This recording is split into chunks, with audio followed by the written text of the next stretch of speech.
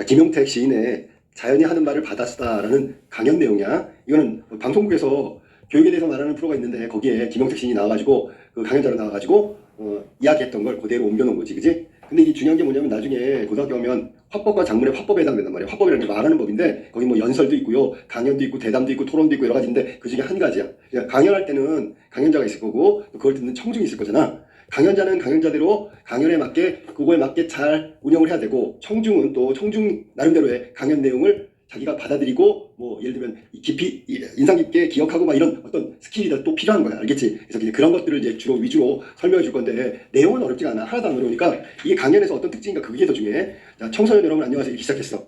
도입부에서 강연자는 청중을 대상으로 이야기를 하기 전에 자기소개는 아니지만 친밀감을 위해서 이렇게 제일 앞에 이렇게 인사하는 형식을 취한단 말이에요. 그게 청소년 여러분 안녕하세요. 반갑습니다. 시인 김용택입니다. 우리가 알다시피 김용택 시인은 그 섬진강 거기 초등학교 선생님이고 시인이란 말이야.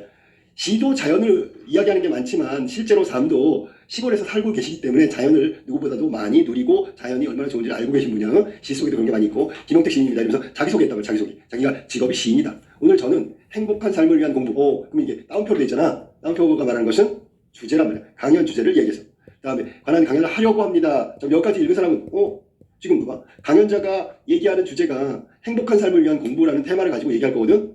이야기하는 사람 누군데? 김용택이라는 사람인데 시인이고 섬진강 초등학교 선생님이야. 여긴 안 나왔지만. 그 다음에 듣는 사람 누구야? 그럼 청소년.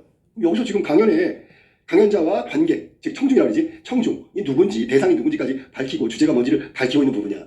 자, 그 다음에 여러분 혹시 이 주제에 관해 생각해 본 적이 있나요? 물어봤어.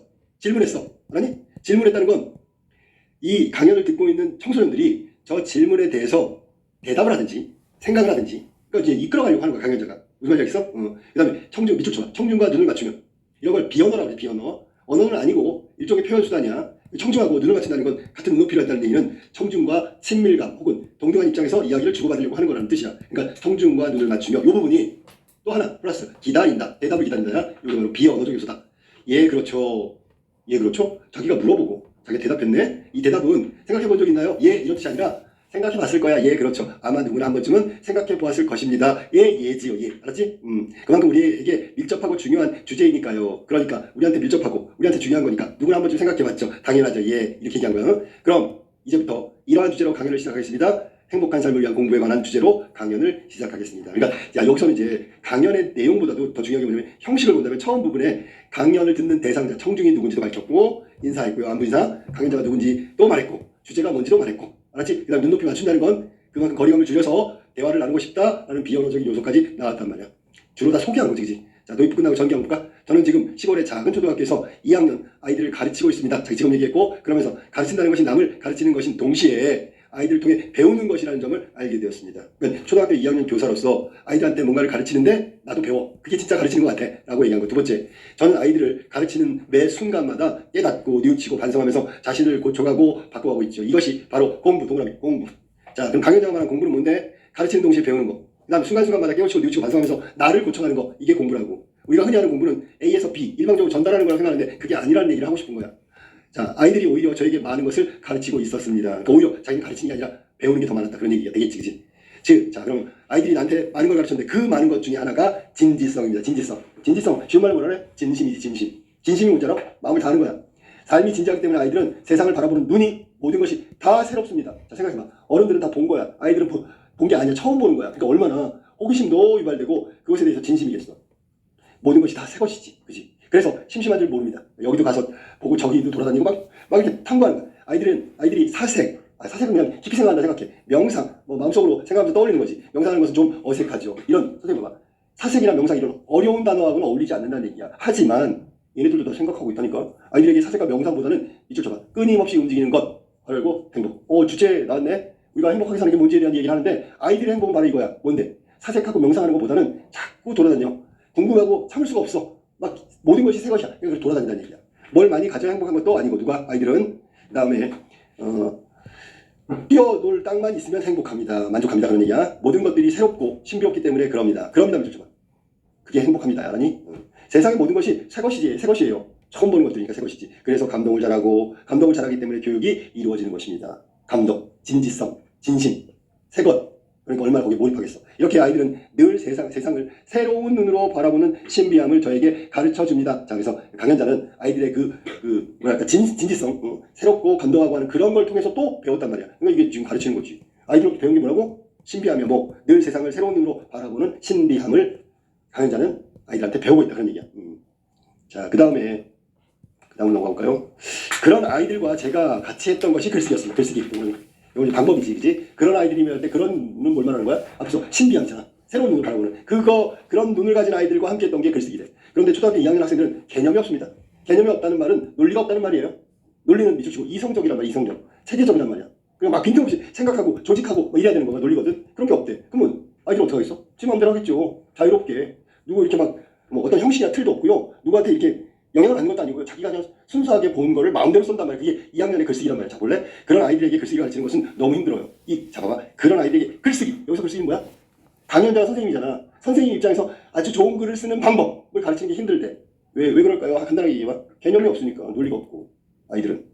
개념이 없고 논리적이지 않기 때문에 교육이 어렵습니다. 그래서 제가 방법을 찾았는데 어떻게 가르쳤냐면요.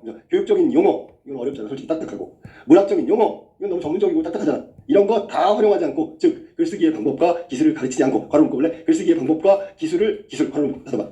위에서 말한 걸 다른 말로 하면 이게 개념이란 말이야. 글쓰기 개념. 그거 다 필요 없고요. 세상을 바라보는 눈을 갖도록 해줬습니다. 세상을 바라보는 눈이 뭘까요? 이건 자연이야, 자연.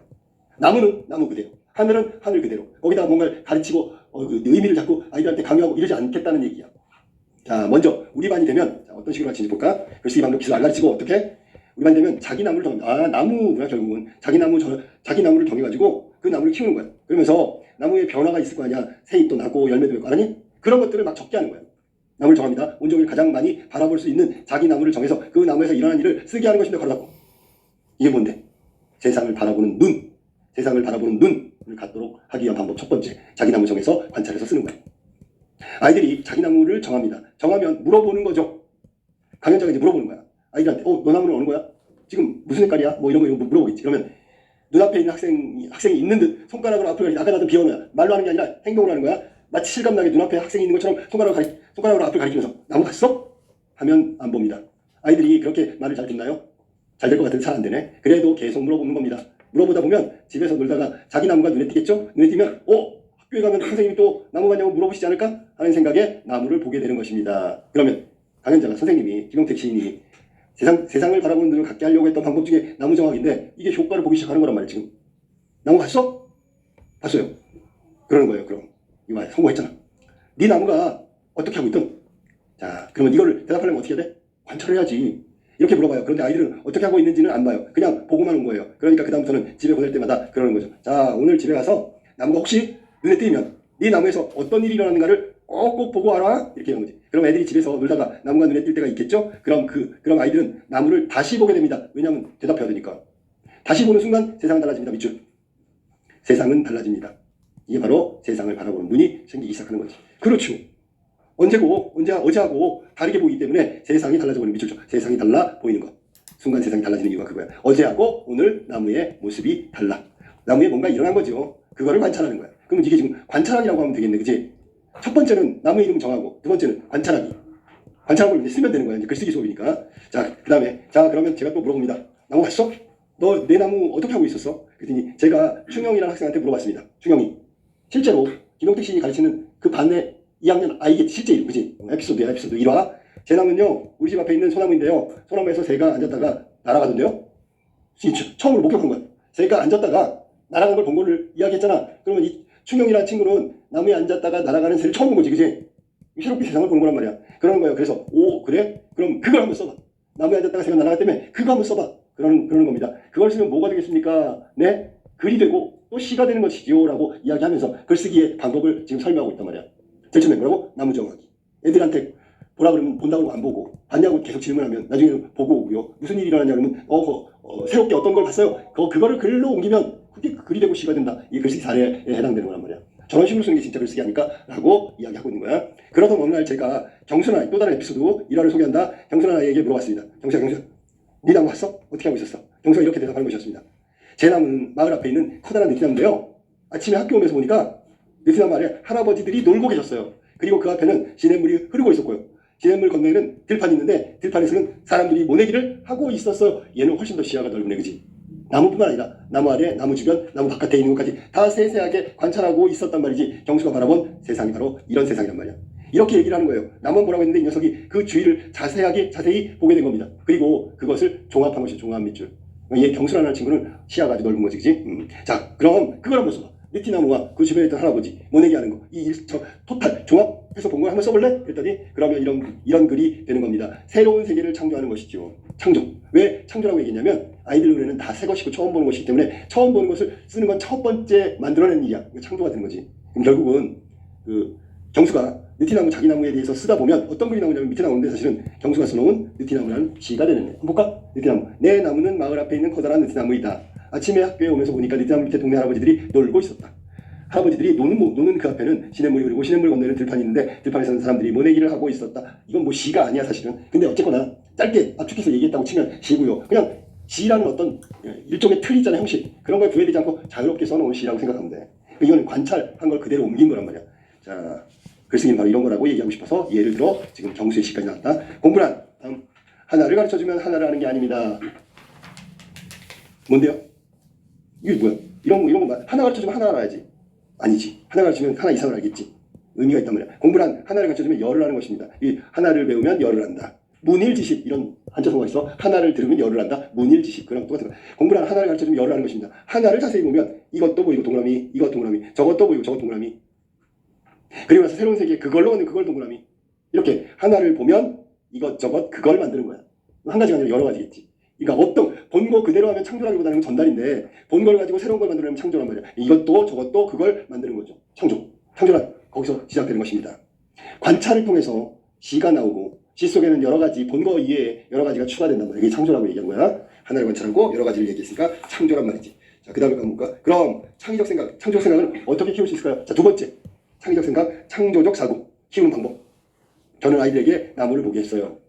그러면 창조적 생각, 창조적 사고를 할 수 있지 않을까? 한 그루의 나무는 언제 보아도 완성이 되어 있고 언제 보아도 새롭습니다. 자, 봐봐. 새롭습니다. 미쳐줘. 새롭습니다. 그게 바로 창조야. 창이고. 알았니? 완성된 건 새롭다. 봄, 여름, 가을, 겨울 매 순간이 다 다릅니다. 햇볕이 있을 때, 눈이 올 때, 바람이 불 때, 달이 뜨고 해가 뜰 때 다 전부 다릅니다. 그런데 한 나무를 보고 있으면 늘 다른데 늘 완성이 되어 있습니다. 자, 이게 위에서 말한 대로 완성되어 있단 말이야. 자연이 이렇게 완성되어 있어. 산도 강물도 늘 다른 것 같지만 언제 보아도 완성되어 있습니다. 그래서 우리는 자연 안에 들어가면 편안합니다. 왜냐하면 완성이 되어 있어서 그렇습니다. 이거 제 생각이야, 강연자. 그런데도 놀랍게도 새로운 것입니다. 자, 이거 봐. 완성되어 있으면 끝난 건데 새롭단 말이야. 늘 새로움을 보여주는 것입니다. 그러면 자연은 어떤 특성이 있어? 그러면 완성되어 있단 말이야. 근데 새로움이야, 새로움. 이 강연자가 얘기하는 거야. 자연은 어때요? 그러면 늘 완성되어 있고 새롭다. 자, 눈이 올 때, 눈이 오기 전 나무와 눈이 온 후의 나무는 전혀 다릅니다. 자, 눈이 온 후의 나무는 눈을 받아들이고 새로운 모습을 우리에게 창조해서 보여주는 것이지요. 자, 우리가 나무 그러면 이미지가 있잖아. 근데 거기에 눈이 오고 난 다음에 어떻게 돼? 우리가 알고 있는 이미지에 눈이 덮여서 새로운 모습을 갖잖아. 그게 바로 창조라고 얘기한 거야. 그래서 아이들에게 나무를 보여준 것입니다. 이처럼 자연이 나무가 늘 완성되어 있고 늘 새로운 까닭은 미쳤죠. 바로 자연이 받아들이는 힘이 있기 때문입니다. 이래서 늘 완성되어 있고 늘 새롭다는 얘기야. 무슨 말인지 알겠냐? 아까 눈 얘기했는데 눈이 내리는데 만약에 나무가 눈 내리는 거 싫어해서 막 흔들어. 그래서 거부해. 그럼 그런 모습이 완성되지 않잖아. 완성이 안 됐으니까 옛날 모습 그대로 유지할 거 아니야. 그런데 받아들였기 때문에 눈 덮인 나무까지 새로운 모습이 완성되는 거야. 알겠지? 그런 얘기야. 그럼 자연은 늘 완성되고 새롭다고 하는 이유가 뭐냐면 변화를 받아들인단 말이야. 그리고 자기 것으로 만든단 말이야. 그게 바로 자연의 특성이란 말이야. 나무가 서 있는데 비가 옵니다. 그러면 나무는 나 안 맞을래 이게 하고 도망가지 않고 비를 받아들이고 새로운 모습이 되는 거죠. 그러니까 나무가 비를 받아들이면 어떻게 돼? 물을 한껏 들이마시고 젖어 있고 평소 때보다 좀 늘어져 있고 아니 무슨 말이지? 그래서 성장하고 뭐 이런 거야. 결국 창조적 힘이란 창의적 생각이란 우리가 사는 세계를 미쳤죠. 다 받아들일 때 옵니다. 자, 그럼 이걸 좀 자연 말고 아이들한테 해볼까? 아이들이 있잖아. 새로운 거, 이상한 거, 좋은 거, 나쁜 거 다 받아들이면 아이들은 창의적이고 창조적인 힘을 발휘할 거야. 똑같은 거야. 자연이 다 받아들인 것처럼 아이들도 받아들이면 아이들은 창조적인 힘을 기르는 거고 창의적 생각을 갖게 되는 거라는 뜻을 얘기하는 거야. 다 받아들인다니. 자, 그 다음에 이제 점점 마무리를 가고 있어. 자, 마무리 한번 보자.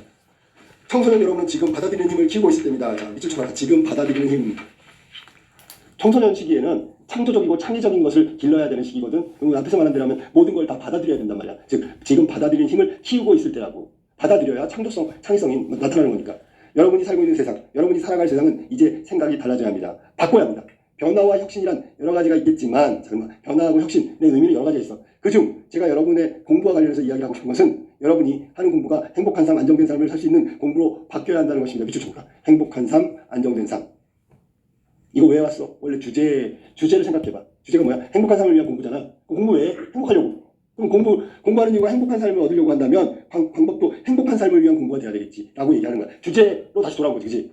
자, 제가 여러분의 삶을 들여다보면 여러분은 겨우 60살까지 살아갈 수 있는 공부를 하고 있다는 것입니다. 60살이면 뭐야? 아직 살아갈 날이 더 있는데 거기에 맞춰서 공부하고 있단 말이야. 그럼 안 되겠지, 그치? 저는 이것을 바꿔야 한다고 생각합니다. 60살까지만 성공하는 삶이 아닌 70살, 80살이 되어도 성공하는 삶을 준비하라고 말하고 싶습니다. 그럼 결국 안정되고 행복한 삶은 뭐야? 죽을 때까지 행복하고 안정돼야지. 60살까지? 그러면 안 되죠. 알겠어? 무슨 말인지? 일평생을 안정되고 행복한 삶을 살아가기 위한 공부를 해야지. 60살까지만 하면 어떻게 해? 그건 안 되지. 선생님 이거 얘기해줄까 문제로 60살까지라고 한 이유가 뭐냐면 직업의 직업, 정년퇴직할 때까지만. 그게 아니고 정년퇴직하고 직업이 없어지고 늙어가지고 나머지 여생 20년 동안 행복을 계속 누려야 되는데 그런 공부를 하라는 얘기야. 준비를 하라는 얘기야. 알겠어? 무슨 말인지? 너무 직업적인 공부 하지 말고 퇴직한 이후에도 노년을 행복하게 살아갈 수 있는 그런 미천이 되는 공부를 하라는 뜻이야. 자, 그러기 위해서는 여러분이 좋아하는 것을 찾아야 합니다. 좋아하는 것 동그라미.